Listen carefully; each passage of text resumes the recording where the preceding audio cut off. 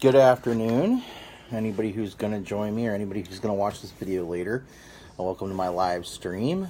This will show up on YouTube as on the channel Live in My Bathrobe. That's the new channel I created for this. Let me reset my exercise machine here. I exercise during these videos, and that's pretty much how I'm going to be doing them. So hopefully that doesn't bother you too much. You thought it was live in my bathrobe? Well, I do live in my bathrobe. My wife thought it was live in my bathrobe. But now she knows. Now it's live in my bathrobe. But because I am live and I'm in my bathrobe, I'm going to have to get more bathrobes. Because if I'm in the same bathrobe every day, you're going to start thinking, what the hell. But what you don't know is I'm naked, and then I put my bathrobe on, and then I'm naked again. Actually, that's not true, because I have a kid, who is... I have two kids in here that I don't want to be naked in front of, but because that's fucked up. But that's right, workout for bathrobes. I love it. Hi Jay, how's it going, man? So I'm gonna respond to comments here and there, but this one has a purpose. This one has an agenda, and that agenda is the anti-vaccination movement. I want to talk about the anti-vaccination movement. Now, I did some research for this, and the interesting thing I found was that it goes back a ways. There was inoculation that was done for smallpox a long time ago in China, or I think it was smallpox. And in China, they were doing inoculation, but religious forces, or superstitious forces, said that inoculation was evil, and they ended up banning it, and the disease ended up going back up. The disease rates were going down, and they went back up. Well, there's parallels to that throughout the history of inoculations. And, for example, they were doing inoculations against polio in Nigeria. And some mullahs, some Muslim mullahs, this is not an attack on Islam, because, believe me, the anti-vaccination movement has people on the right, the left, religious, non-religious. It's all about superstition. It's all about, not understanding vaccines and misinformation and charlatans. And the deal is, the mullahs put a fatwa out, hope I pronounced that right, on inoculations, because they said they were an evil plot by the West to sterilize Muslims. That, of course, was not the truth. Well, Nigerians started getting polio again because they were refusing the vaccine because of the fatwa. And polio made it all the way to Mecca. It ended up showing up in Yemen. A bunch of Muslim countries that didn't have the polio virus before started having the polio virus. When Andrew Wakefield put out his study about the MMR vaccine and its ties to autism, first of all, you have to understand, this study had a sample size of 12 kids. There were 12 kids involved in the study. There was no control group of unvaccinated children. The methodology was all wrong. Andrew Wakefield was part of the anti-vaxxer movement already. It was a biased study. He admitted to his misinformation, and he was discredited. But that MMR study is still quoted by anti-vaxxers. Now, when Andrew Wakefield came out with his study, the UK media went nuts, and they sensationalized it, and they published it, and it went everywhere. And what ended up happening was there was a resistance to all kinds of vaccines. Yes, Jay, he did, and I'm glad he did lose his medical license, but no, you tell that to anti-vaxxers, they don't care. To them, there's other evidence, that, of course, comes from, well, we'll get to that, but in any case, the UK media sensationalized it, and there was a general resistance to vaccination. And as a result, pertussis, whooping cough, came back. There was a resistance to the pertussis vaccine, which had nothing to do with the MMR study. Pertussis came back in a big way, and a bunch of kids died. So the media sensationalizing science and going with one discredited paper that wasn't even peer-reviewed yet ended up killing kids. It's irresponsible journalism. It's science illiteracy on the part of the people. There's blame to go all around. There's blame on Andrew Wakefield for having an agenda and publishing this bad study. There's blame on the Lancet for not discrediting it. Oh, Amber, I'm sorry to hear that. I'm glad it was almost and not, more than almost. But pertussis is pretty dangerous, and it's coming back in the United States now due to the anti-vaxxer movement. Oh, gosh, I'm not going to remember this guy's name. It's Jeffrey it's a German last name. If you go to vactruth.com or vactruth.org, I think it's vactruth.com, not vactruth.org.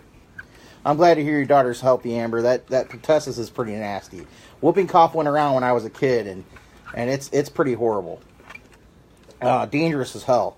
And we'll get to that too. But unfortunately, the only bad part about this is, and I'll post links and stuff when I post this on YouTube, because I have all kinds of sources that I went through today. And the one source that you'll want to go to is the Rational Wiki. If you go to Google and you go to Rational Wiki anti-vax, it'll come up with the article that I used as a starting point for all my sources today.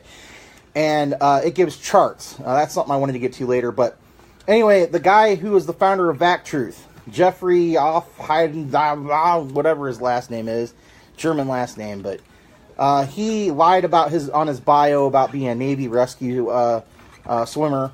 He was actually an IT guy in the Navy. Important job, but not he was trying to make himself look like a hero. Anyway, he's a darling of InfoWars. Oh, there's InfoWars rearing their ugly head again. And it should not surprise you, and I posted about this earlier. Yes, that's it. Jeffrey John Aufderheide. I don't know how he pronounces it. It's probably Aufderheide. I've never heard him speak, so, he's been on InfoWars. I don't watch Alex Jones. I did to debunk him a few times, but I just can't listen. He's so unlistenable. Just like Michael Savage, but worse, really. He's unlistenable like Michael Savage, but he's just... where Michael Savage does do misinformation, most of his stuff is stream of consciousness, racism, and sexism, and, anti-gay rants. Where Alex Jones is outright misinformation. The turn of the frog's gay. The chemicals in the water. The turn of the frog's gay. The freaking frogs. Anyway, that's enough of that. So, Aufderheide is a darling of InfoWars. And he goes on the Alex Jones show and he says a lot of dangerous misinformation. He misinforms people. Anyway, he runs VacTruth, and that is where the majority of the anti-vaxxers get their information. I will tell you that from experience. I have my page, Your Mental Coffee. And if you haven't seen the Gay Frogs remix, by the way, Amber, go ahead and look for that. It's pretty funny. Anyway, Your Mental Coffee is another page of mine. I post on it infrequently. The problem with keeping up with my pages is that I don't get paid for writing on them. I don't get paid for content. Hopefully I'll get some monetization out of YouTube. We'll see what ends up happening. This is just something I'm doing because I'm exercising anyway. It makes the workout go fast. But, I think it could be neat. We can do some information on these topics and really get the word out there. And hopefully it does well. I'm going to go out and subscribe to my channel. It's the channel's called Live in My Bathroom. Anyway, there's a link to it somewhere in one of my posts lately. After I'm done, I'll post another link. So anyway, back to anti-vaxxers, VacTruth. I posted on Your Mental Coffee, and an anti-vaxxer got a hold of my post and brought all the anti-vaxxer friends with her. And I had to block people left and right because I'm not arguing with people that have a bunch of misinformation. I'm just not going to do it. As long as they stayed civil, I discussed it with them. When they got uncivil, or they rejected the CDC or the NIH, I went ahead and blocked them. Oh, yes, Kyla, that's something I wanted to bring up. It shouldn't surprise you that as someone who respects Alex Jones and who said in a video, thanks for posting a link, baby. I appreciate it. You're welcome. My wife is awesome. Trump is a follower of Alex Jones, watches the Alex Jones show, trusts Alex Jones. I got a hair on my nose and it's itching, sorry. Alright. So, anyway, he trusts Alex Jones, said he was going to make Alex Jones proud. That's on video. You can find that video out there of him talking to Alex Jones, saying he was going to make Alex Jones proud. So it's not surprising that, as a follower of Alex Jones, Trump is an anti-vaxxer. And today I posted tweets of Donald Trump's that prove that. And I found a Twitter archive of all of his tweets about vaccines, and it relies heavily on his ableism against autism, okay? It's all about autism and preventing autism. There's no link between vaccines and autism. There is no link. There have been many research studies since that MMR study, that flawed MMR study that lost Andrew Wakefield his medical license. There have been many studies, and there is no link between vaccines and autism. And if any anti-vaxxer is watching this video, you need to do some real research and stay off of Vac Truth and all these other charlatan websites. Understand there is no link. And let me tell you how important this issue is to me. My daughter and my stepson have autism. Okay, they're both autistic. And my daughter, my ex-wife, got into that whole anti-vaxxer thing. Women, and I don't want to blame women for this, because there's anti-vaxxer guys too, don't get me wrong. I mean, Jeffrey Ofterhide is a big anti-vaxxer, and there's a lot of Andrew Wakefield and some other people. But on the autism boards, it's almost all women. I'm not putting this on women, I'm just saying that's the fact, okay? But these are moms with the best intentions who want to do the best for their kids, and they get this misinformation posted, and they take it as gospel because they want to blame something. Because here's the deal, okay? When your kid is not reaching milestones, and your kid has developmental delays, you get scared, okay? You get scared, and you're confused, and you get sad, and you grieve a little bit because your dreams are going to change, and your hopes are going to change. You have to adjust. And there's a big stigma about autism, and autistic is getting substituted for the word, and I hate even saying this out loud because I hate this word so much. Please don't use it on any of my posts. I hate it. Retarded.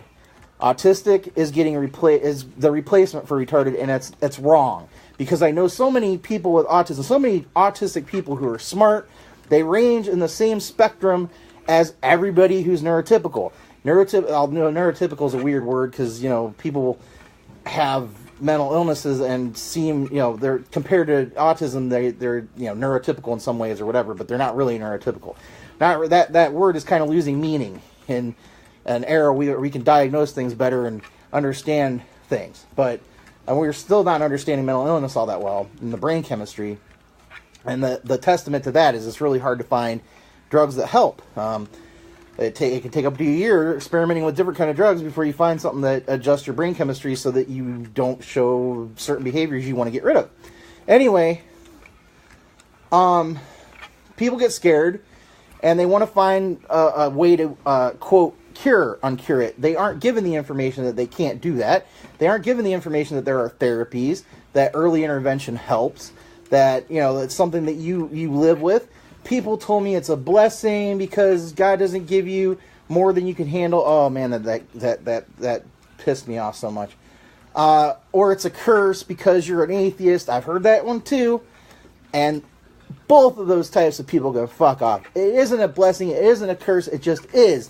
It's something you live with, and it is something you deal with because it's reality, okay? And it's your reality, and you got to adjust to your reality. Everyone's reality is different, okay?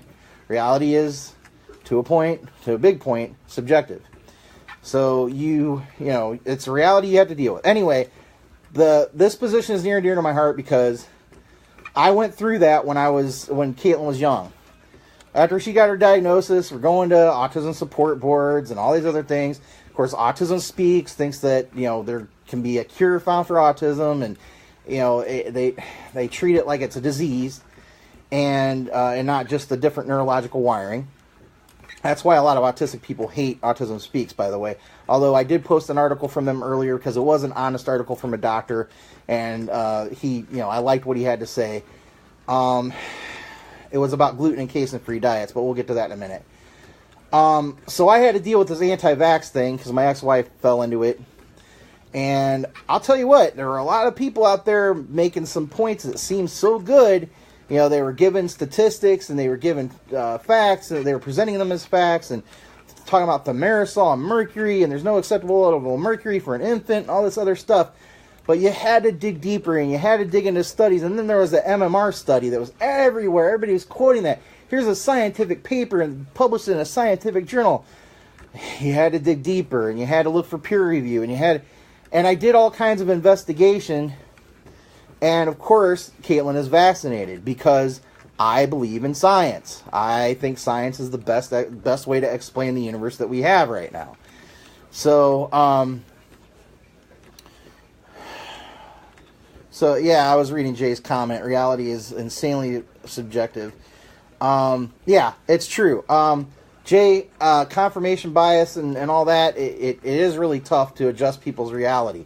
It's hard to be objective. And I try to be objective, but of course subjectivity, I mean, you have to be conscious of it to really, try to be objective. It's tough. Anyway, I got Caitlin vaccinated, of course, and I looked into all this anti-vaxxer nonsense. Now, let me tell you the next thing. My ex, I'm not here to bash my ex, I'm just saying this is the reality, okay? My ex went into this whole gluten and casein-free diet thing, okay? She was pushing this gluten and casein-free diet thing. Almost everything my daughter ate had gluten in it. Almost everything she drank had casein in it because she drank dairy-based stuff, milk and Pediasure, okay? So we would have had to really adjust her diet. She's a very picky eater, had sensory problems with food, sensory processing disorder, all that. Anyway, I looked into it, and there was no scientific basis for it. And who was the source for the whole gluten and casein-free thing? Well, I don't really know who the source of it was, but I can tell you who popularized it, Jenny McCarthy. And I'm going to have to do a video on this, but guess who made Jenny McCarthy popular? Oprah Winfrey. Oprah Winfrey has promoted so much woo. I mean, she seems like a nice lady. She gave away all those cars. She gave away all those bees. That's an inside joke between me and Jeannie. If you haven't gone to beesbeesbees.com, please do. Beesbeesbees.com. You can go on a separate tab. I won't care. But beesbeesbees.com is pretty funny. Anyway, she gave away all those cars and all that. She seems like such a nice person, blah, blah, blah. But she has pushed so much woo. She had Jenny McCarthy talking about how she cured her son of autism. Bullshit. Son didn't even have autism, it turned out. But from what I understand, I have to go look that up again, but I'm pretty sure she admitted that her son never had an official autism diagnosis.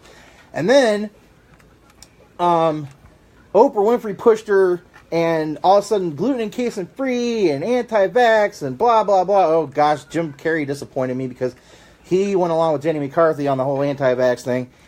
And then Robert F. Kennedy Jr., he's on the radio, on liberal radio, talking about anti-vax. Talking about thimerosal, okay? A lot of people misspell it. It's actually Thiomersal, okay? It hasn't been an ingredient in most mass-produced vaccines for a long time now. I think since the 90s.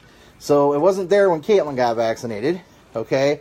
And now people are talking about the aluminum, and there are some aluminum compounds that are toxic, sure, but not the aluminum and not in the quantities that it's used, okay? The aluminum that's in vaccines is not dangerous, and there is no link between it and brain damage. There's no scientific basis for anything about aluminum being toxic. Anyway, gluten and casein-free. There's no medical basis for it. The article I posted earlier was about that diet. And the thing that you have to remember about gluten and casein-free diets is the gluten and casein-free diets, things that contain gluten and casein have essential nutrients like vitamin A and vitamin D, which are in milk, and other proteins that are in gluten, foods that contain gluten. So you have to be really careful, and he recommends having a nutritionist. And this was the thing that I loved most about that article.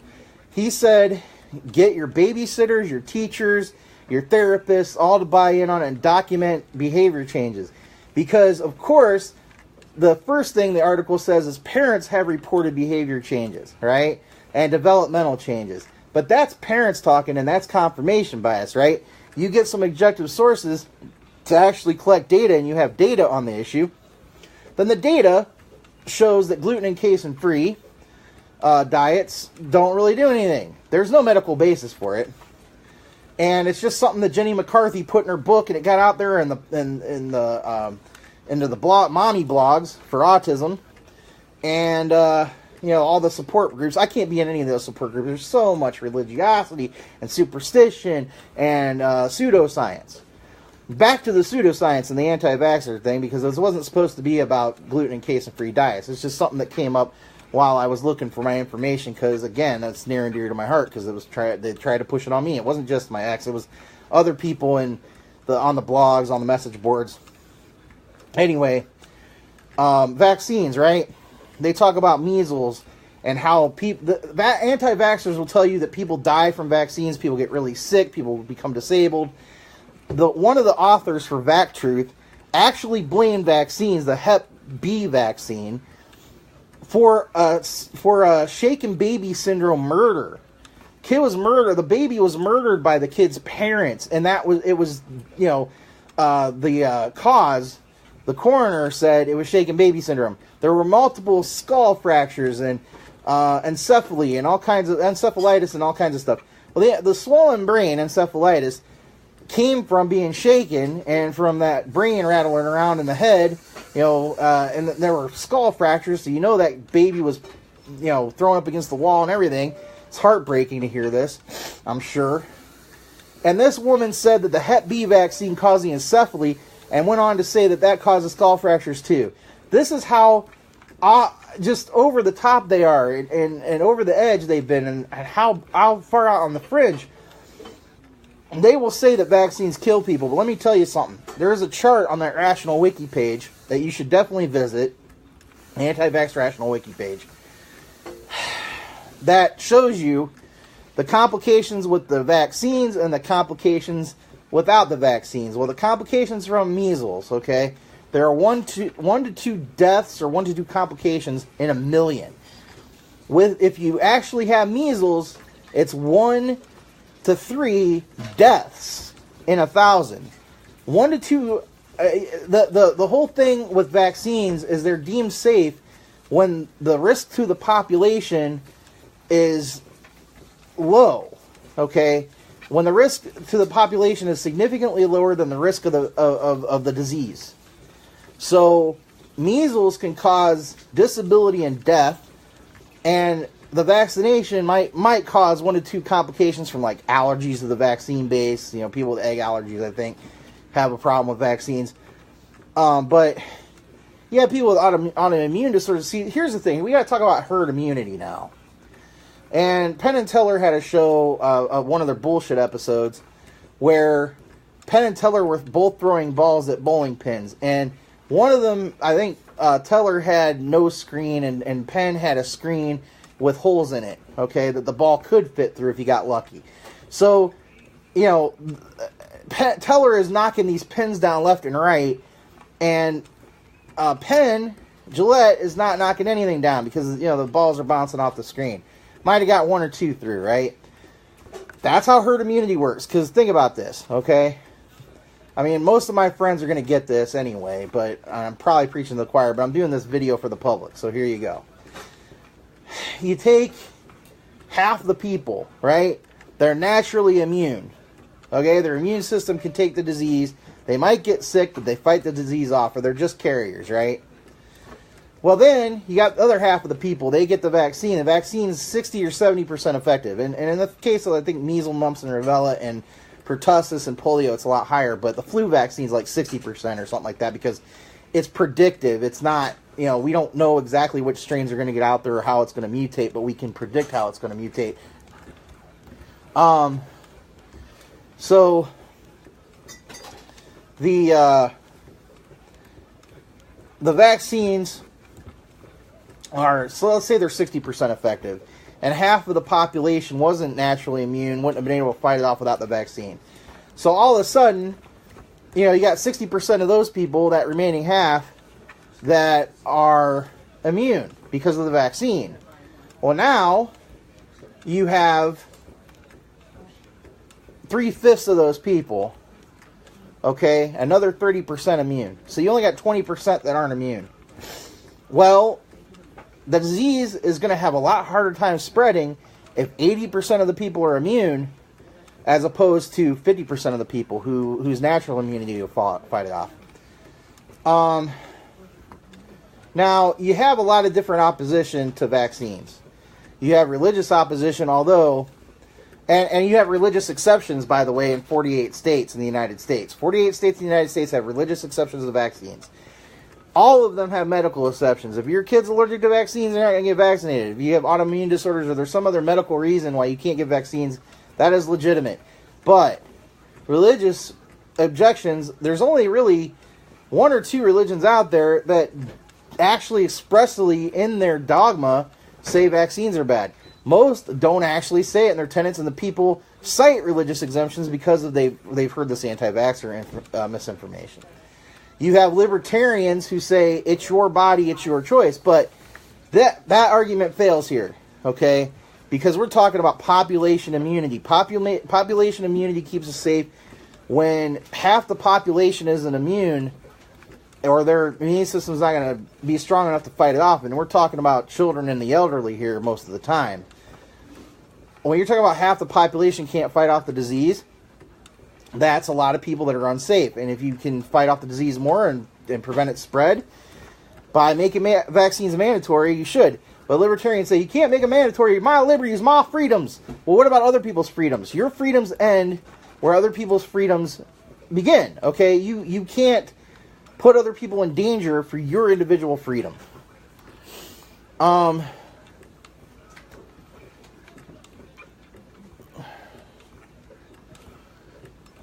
Well, Jay, I'd have to look that up, but I mean, with polio and pertussis and smallpox, these are diseases that are eradicated. I don't know the exact percentages, but I don't know about falls apart. I mean, why do we get the flu vaccine then? Okay. I'm going to trust the CDC and the NIH on that, and I'll look that up and see. You know, I'm not going to totally dismiss what you're saying. I just think that mathematically it makes more sense to have more of the population vaccinated.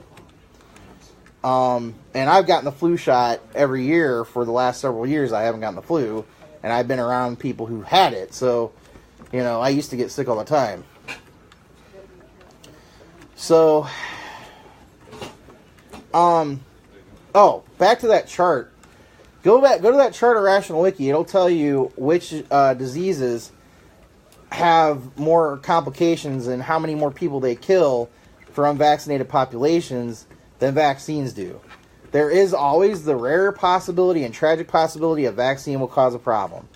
But you got people like Michelle Bachmann saying that the Gardasil shot for HPV will cause girls to faint in the doctor's office and it'll cause brain damage and blah, blah, blah.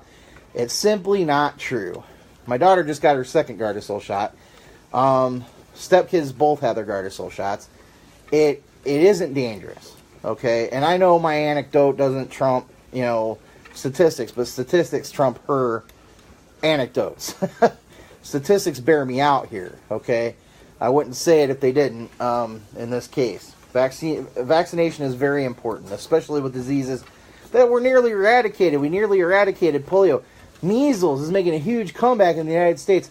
The Amish went over for a mission in the Philippines, brought back measles, and their unvaccinated communities got the measles. It ran rampant through the Amish communities. And guess what they started doing? They started getting vaccines. They started getting vaccinated. Now, there's a lot of people who make money off of this anti-vaxxer movement, but that's not their only motive. And, Bill Maher has been one of these, the flu vaccine is bullshit. He's also said, you get sick when you have a swamp of a body and all this other kind of stuff. And, Jay, we could talk about that later. I would have to look up that statistic. I have no way of talking about it intelligently right now. So it's okay. You know, we can talk about that later. I have a C more, so these comments are really limited in space too. So we can have that discussion, and we can talk about this movement later. Bill Maher is one of these people. Toni Braxton said that she was getting punished by God for having an abortion because her son had autism. So she was seeing autism. A lot of the stuff with the anti-vaxxer movement is, anti-autism. Okay, they see autism as a punishment or autism as a worse result than death, which is sick when you think about it.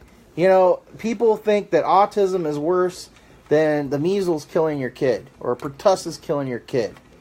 It's ridiculous that they go that route. And there's a lot of fear of autism. Like I said, on the message boards, there's a lot of well-meaning parents who say, who want to do the best by their kids, and they get this misinformation, and they think that's the best thing to do for their kids. They need to be more skeptical and stuff, and they need to not take everything at face value.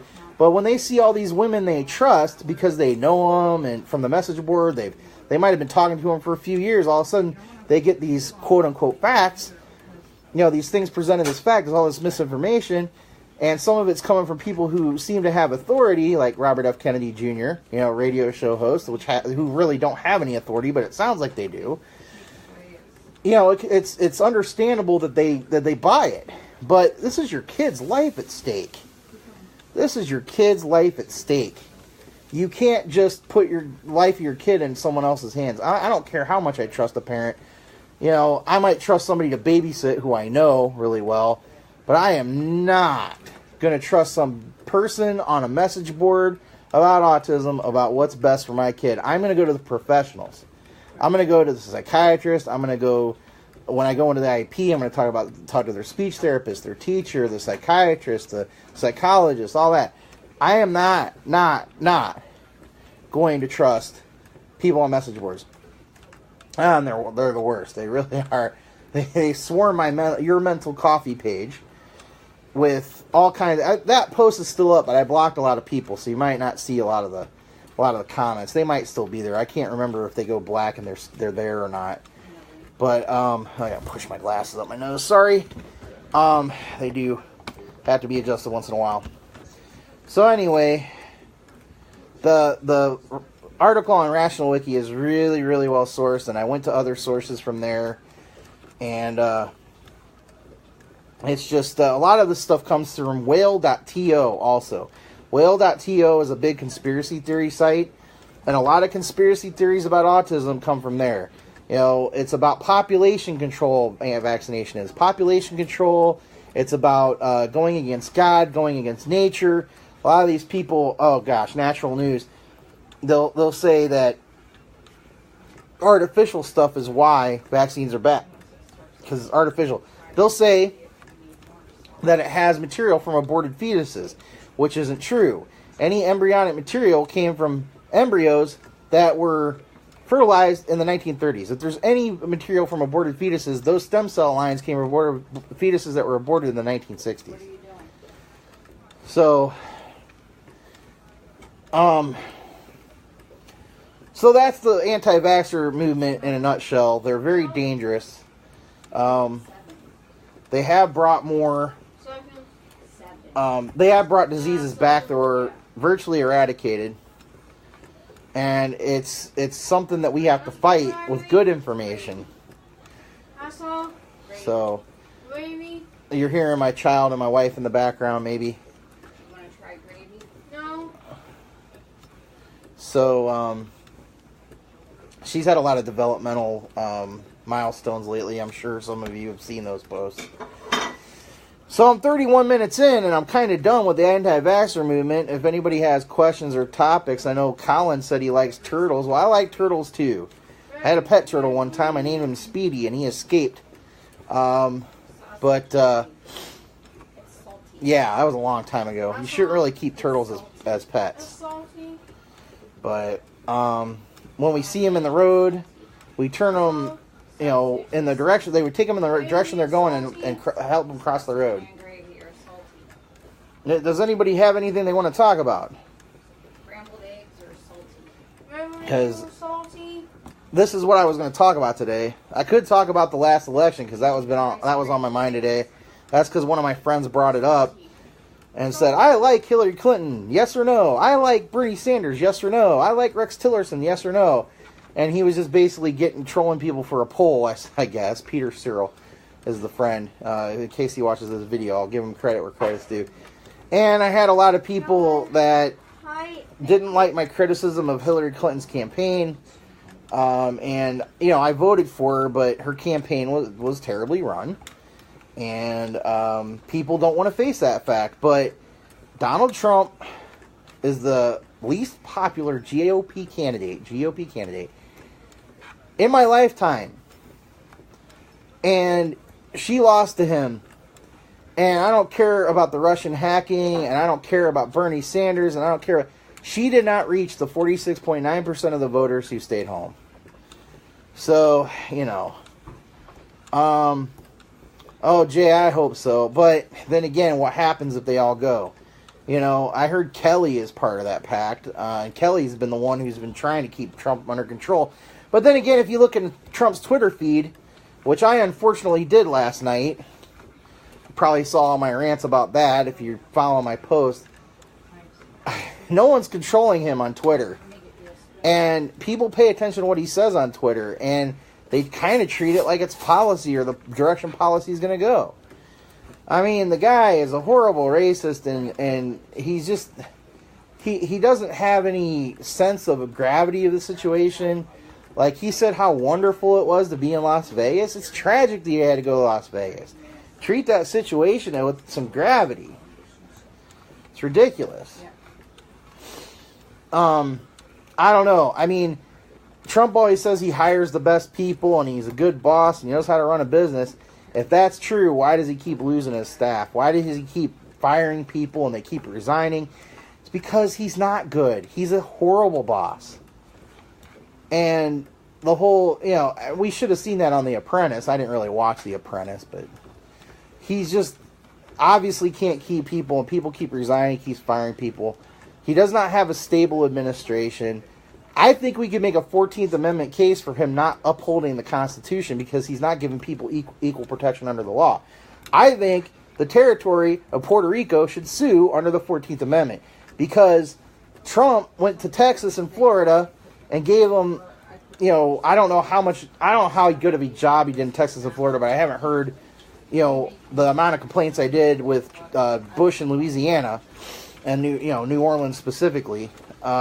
I heard echoes of that because Bush would blame the governor of Louisiana and the mayor of New Orleans for what happened, for the response to Hurricane Katrina.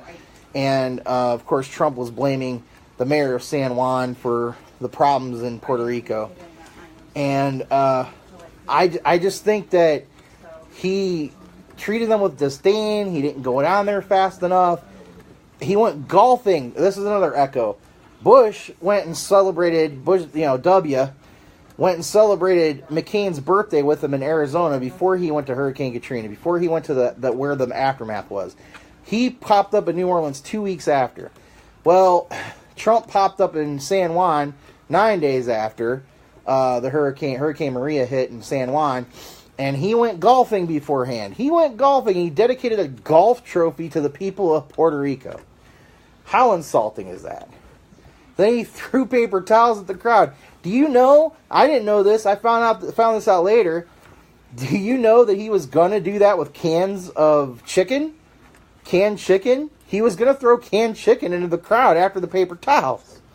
I mean, just go through that dude's Twitter feed and find out how much he doesn't know. He doesn't know anything. That was a smack in the face too. When he said that you really threw our budget out of whack. Well, he didn't say that to Texas and Florida, and it was a storm. He's blaming them for throwing the budget out of whack. Then he was talking about forgiving their debt, and then he got reined in on that one. So I don't expect that. I mean, he talks a big talk anyway, and then he'll go the other way.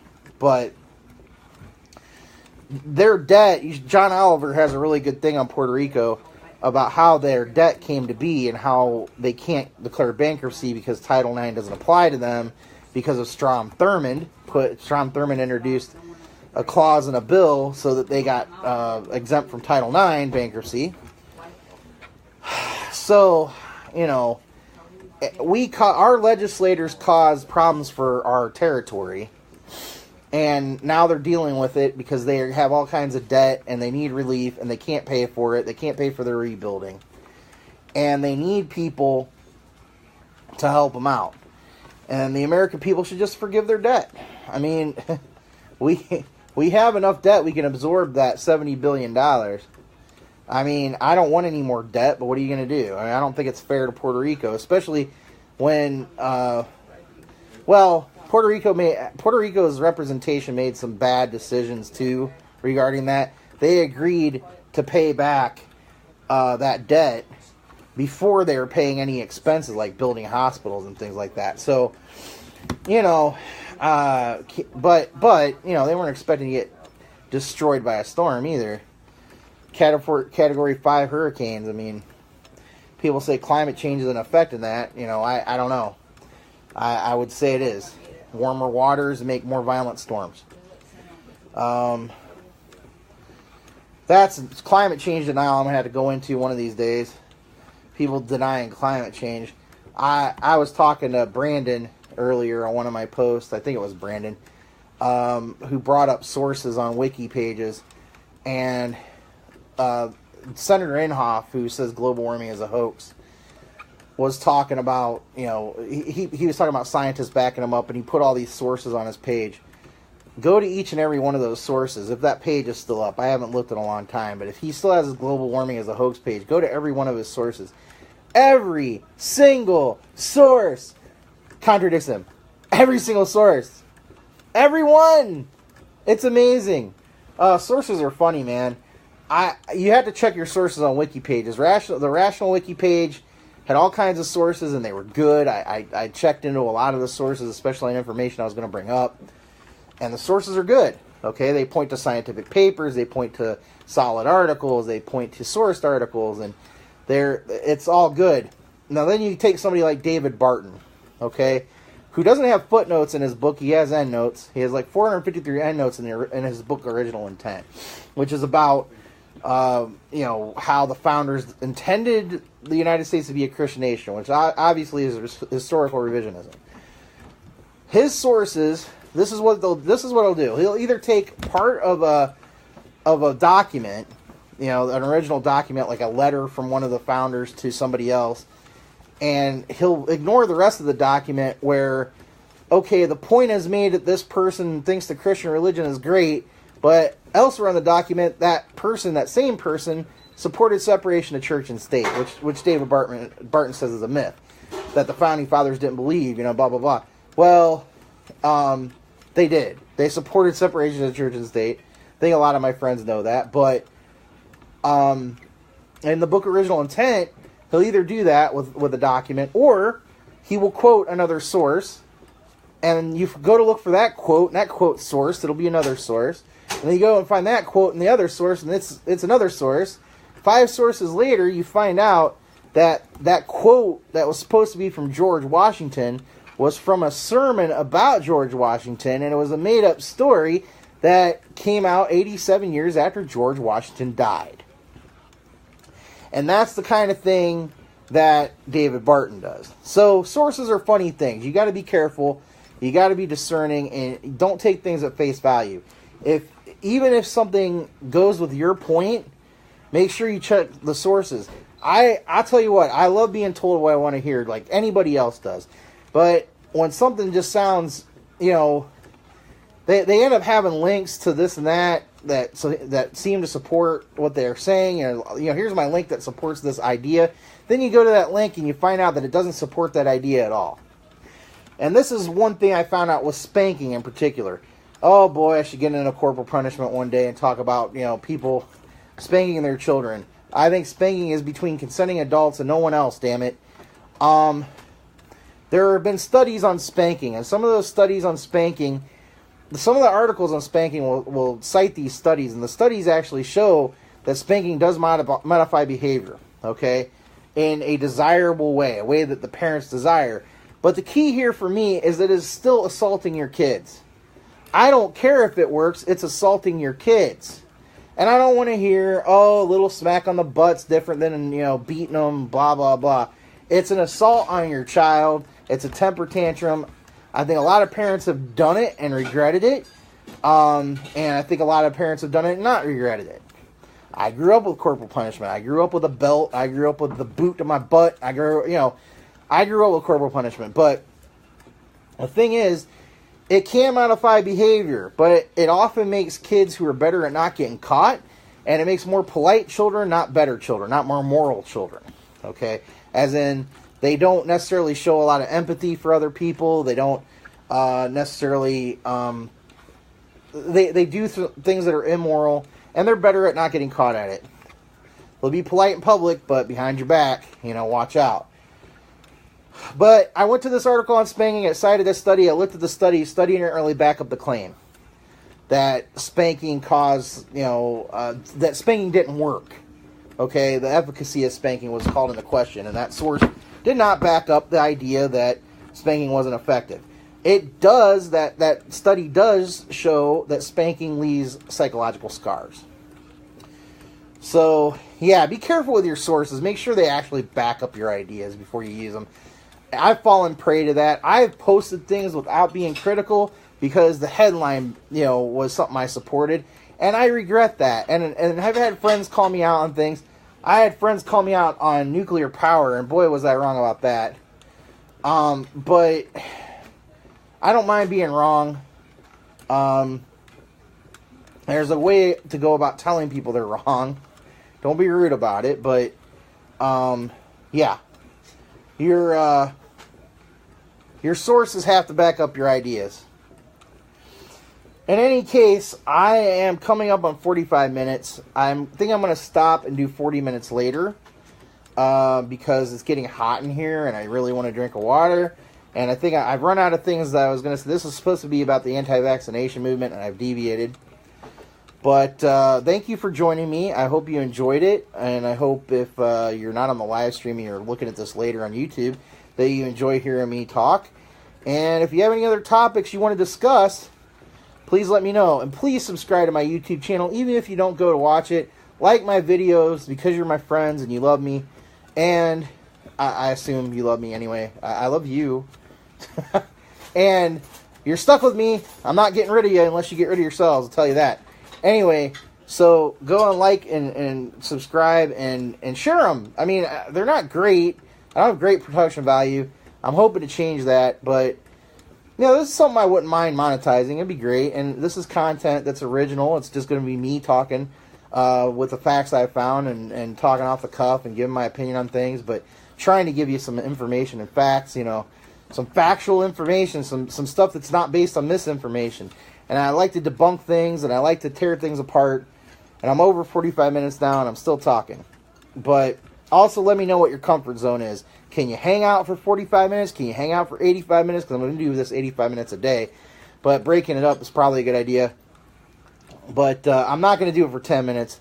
I'll do it for, 20 minutes if that's more the level of comfort people have. But just, give my videos a like and subscribe to my page. I appreciate it. Anyway, you folks have a wonderful evening, and join me again if you like. Thank you.